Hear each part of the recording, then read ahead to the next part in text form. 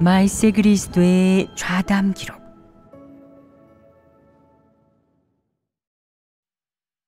진리 실제란 무엇인가? 하나님을 믿는 사람은 많지만 진리를 추구하는 사람은 적다. 사람이 진리를 추구하는지 어떻게 분별해야겠느냐? 어떤 사람이 진리를 추구하는 사람인지는 어떻게 가늠해야겠느냐?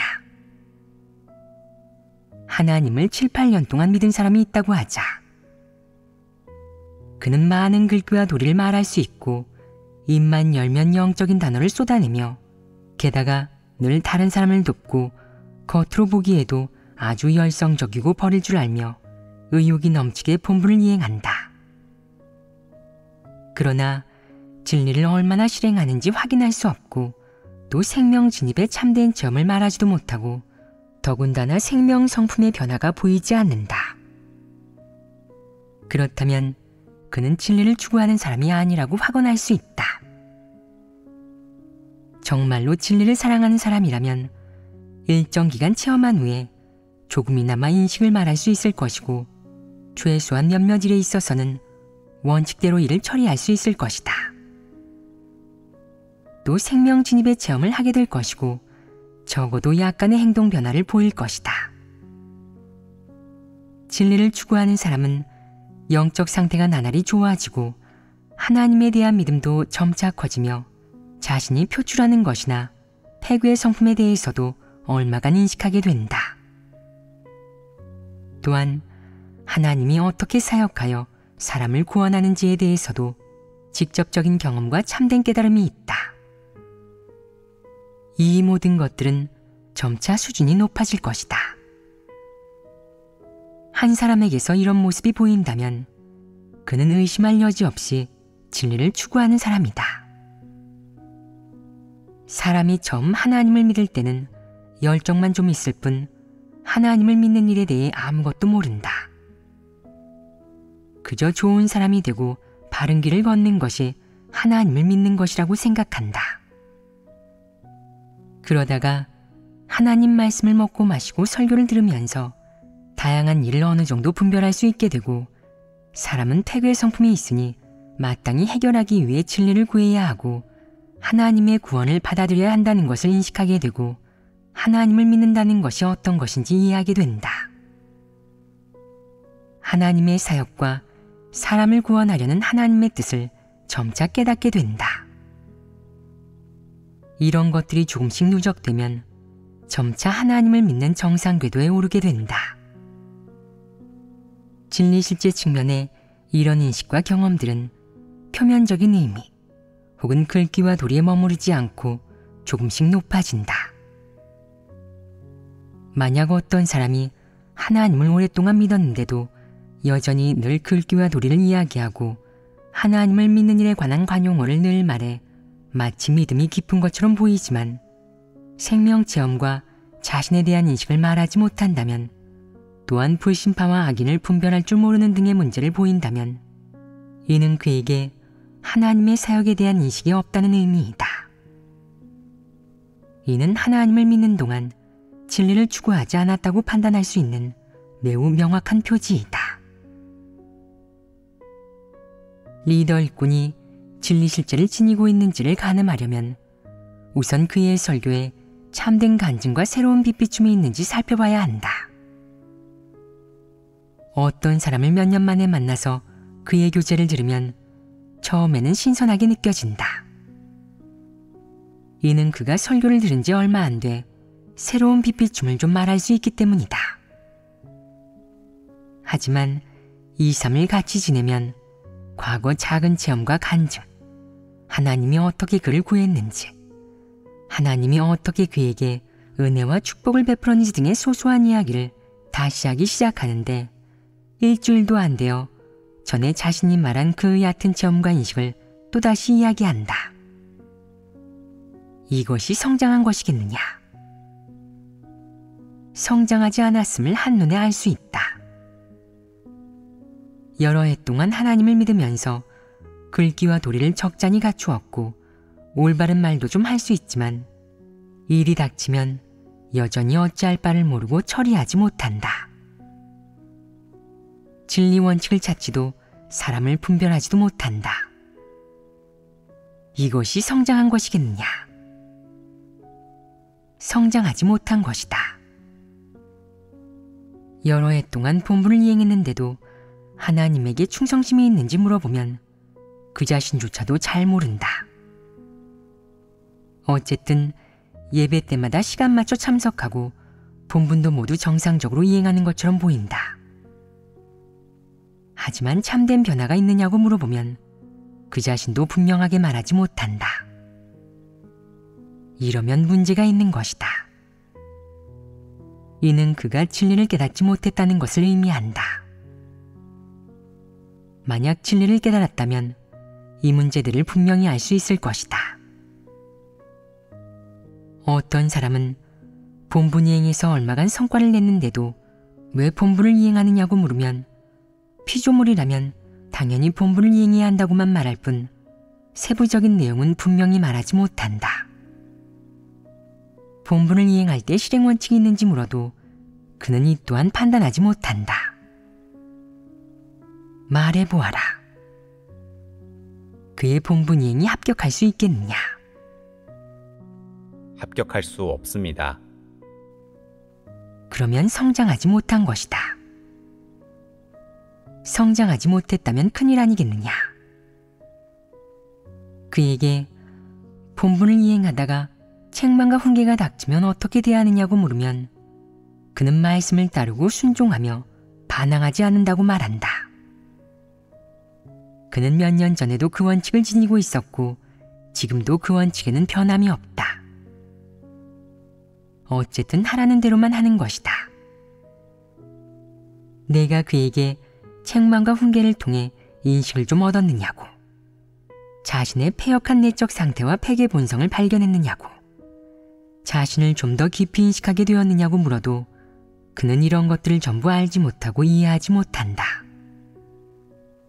어쨌든 그는 책망과 훈계가 닥치면 순종하고 마음가짐을 바로 하며 반항하거나 변명하지 말고 인내하고 참고 견뎌야 한다는 이 한 가지만을 고수할 뿐이다. 예전에도 이런 관점이었고 지금은 더욱 그러하다. 이것이 진리를 얻은 모습이겠느냐? 그런 사람은 하나님을 믿는 과정에서 어떤 진리도 실제에 진입하지 못했고 어떤 진리에 대해서도 원칙을 파악하지 못했다.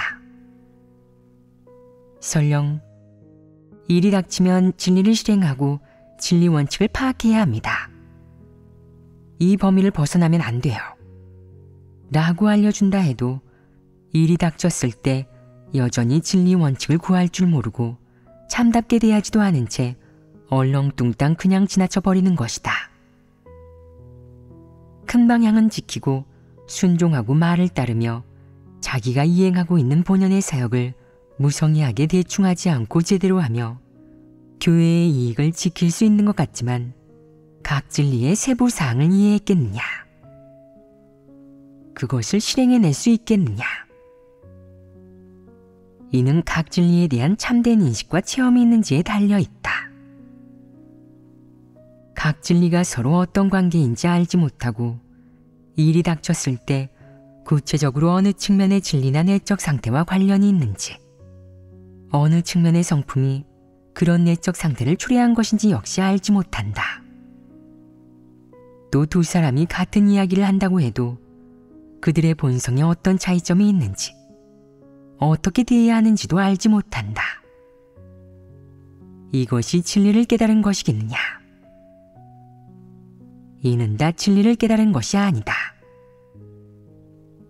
3년에서 5년 동안 하나님을 믿고도 이런 진리의 실제적인 면을 전혀 알지 못하고 8년에서 10년 믿고도 마찬가지라면 이는 진리를 얻지 못한 것이다. 지금 너희에게 부족한 것은 무엇이냐? 사람은 대부분 진영을 지키듯이 하나님을 믿으며 하나님을 믿는 일이라는 말을 끝까지 지키기만 하면 성공한다고 생각한다. 하지만 자발적으로 진리를 구하거나 받아들이지 않는다. 본분을 제대로 이행하지도 굳게 서지도 원수 사탄을 물리치지도 못하고 진리와 생명을 얻지도 못한다. 이 얼마나 큰 실수냐. 하나님을 여러 해 믿었는데도 생명 체험이 없으면 이렇게 가련하다. 사람은 이런 내적 상태에 빠지면 매일 표면적으로는 일로 바삐 보내고 몇 가지 규례를 지키고 그 범위 내에서 행정을 어기지 않고 자기 일을 마무리할 뿐이다. 사람이 보기에는 적절하다고도 할 수 있으며 진리로 가늠해 보아도 큰 잘못을 저지른 것은 아니다. 이런 식으로 믿는 것이 어떠하냐. 하나님께서 좋아하지 않으십니다. 하나님이 좋아하지 않는다는 것은 도리이다. 너 자신의 입장에서 봐도 이런 식으로 하나님을 믿으면 항상 성장할 수 없기에 진리를 얻지 못한다. 하나님 집에서 한동안 하나님을 알아가는 측면의 진리를 이야기하면 너는 하나님 알기를 중시하고 성품 변화를 이야기하면 성품 변화를 중시한다. 성육신에 대한 인식을 이야기하면 성육신에 대한 인식을 중시하고 사역의 이상을 이야기하면 또 이상 측면의 진리를 중시하며 복음 전파 측면의 진리를 이야기하면 이 측면의 진리를 중시한다. 이야기해주는 것은 따라 듣고 이해하는데 언젠가 아무도 너에게 공급해주는 설교를 하지 않을 때 너 자신에게 길이 있겠느냐? 내가 계속해서 앞으로 나아갈 수 있겠느냐? 어떻게 가야겠느냐? 예배 때 하나님께 순종하는 것이 무엇인지 교제했다고 해보자. 저는 깊은 체험은 없지만 하나님께 순종하는 것이 핵심이라고 생각합니다. 라고 말하면 다른 사람이 내가 어떻게 하나님께 순종하는 것을 실행하느냐고 물을 것이다. 내가 하나님께 순종하는 것은 일이 닥쳤을 때 하나님께서 어떻게 말씀하셨는지를 생각하고 하나님의 말씀대로 실행하는 겁니다.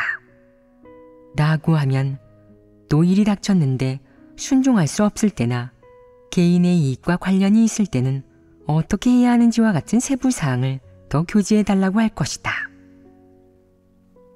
이때 내가 그건 아직 체험하지 못했습니다.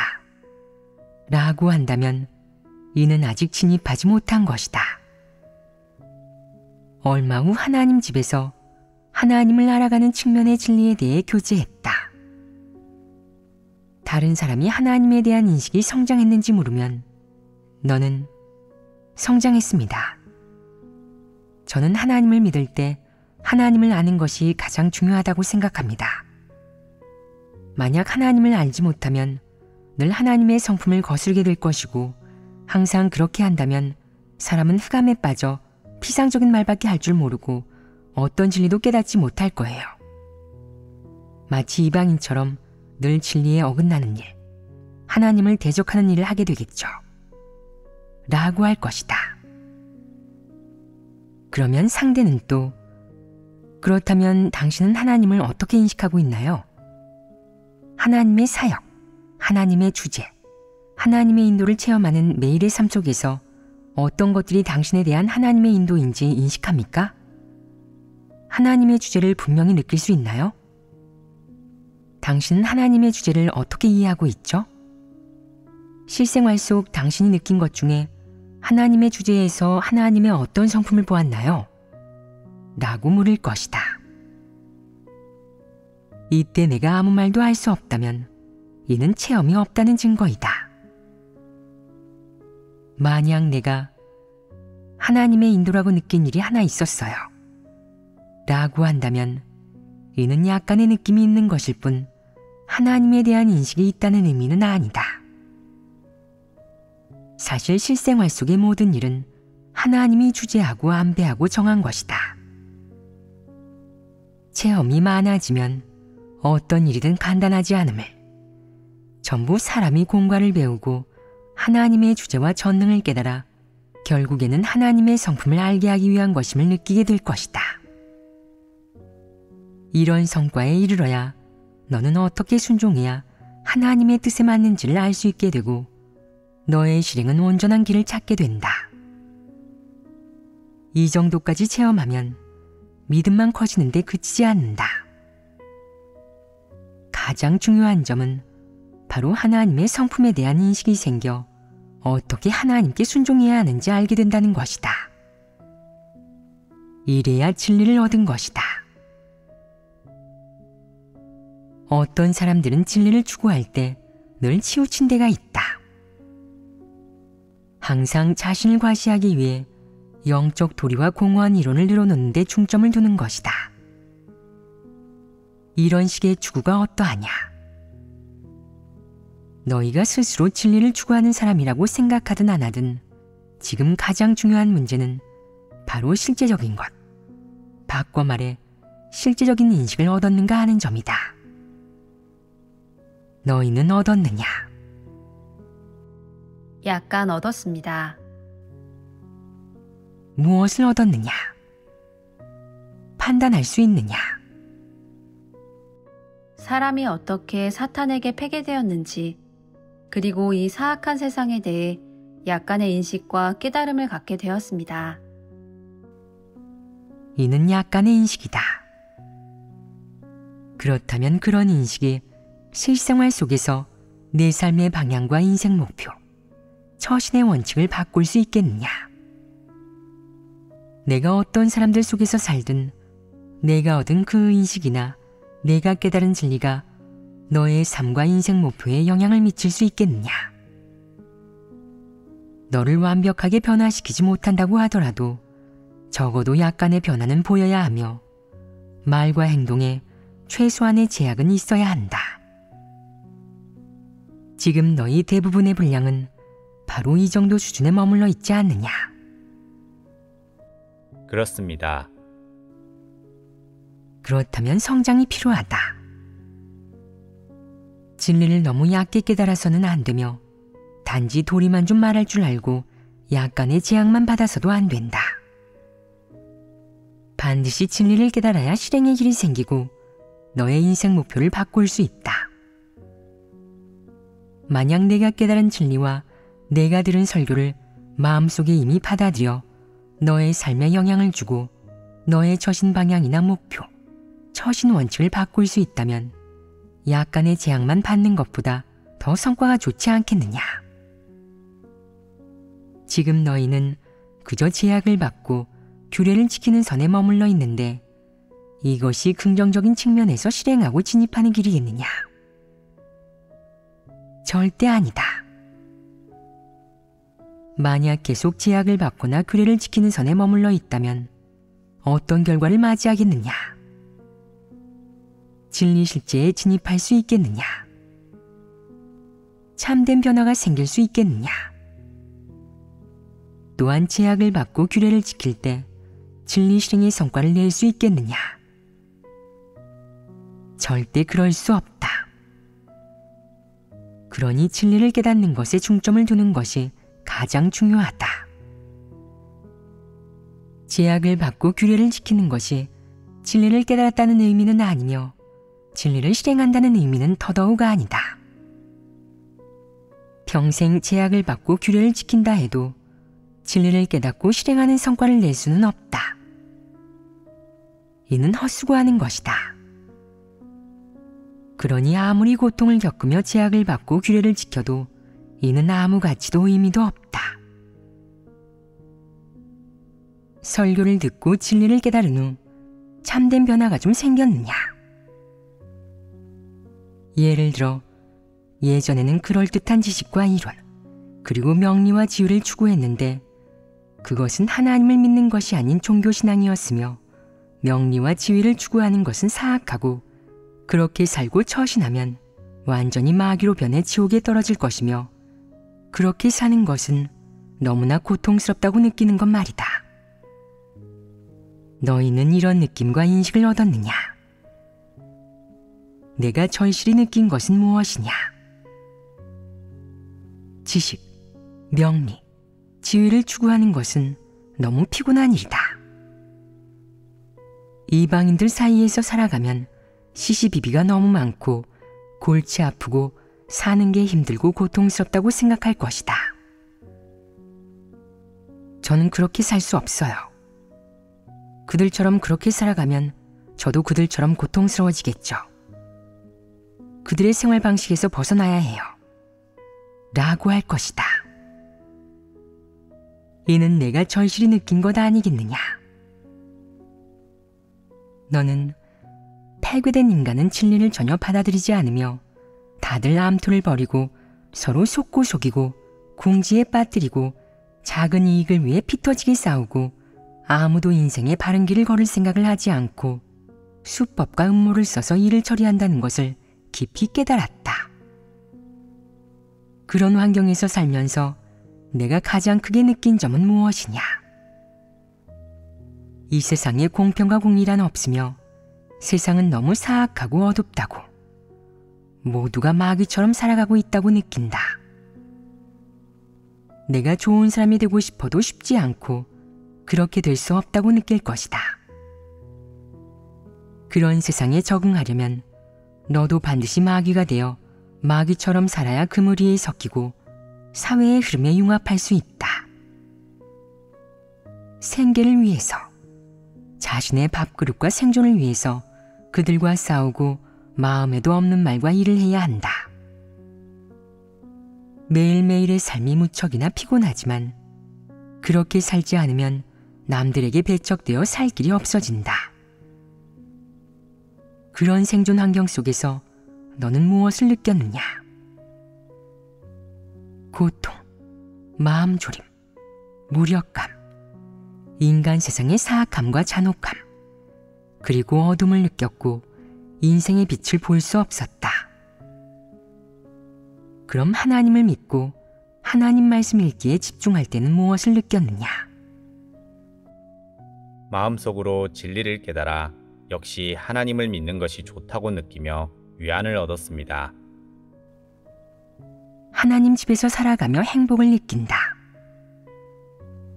하나님의 축복이 있고 많은 진리를 깨달을 수 있으며 형제자매와 함께 서로 돕고 붙들어줄 수 있고 또 평등하게 대하고 화목하게 함께 지낼 수 있어 매일 마음이 편하고 자유로우며 해방감을 느낀다.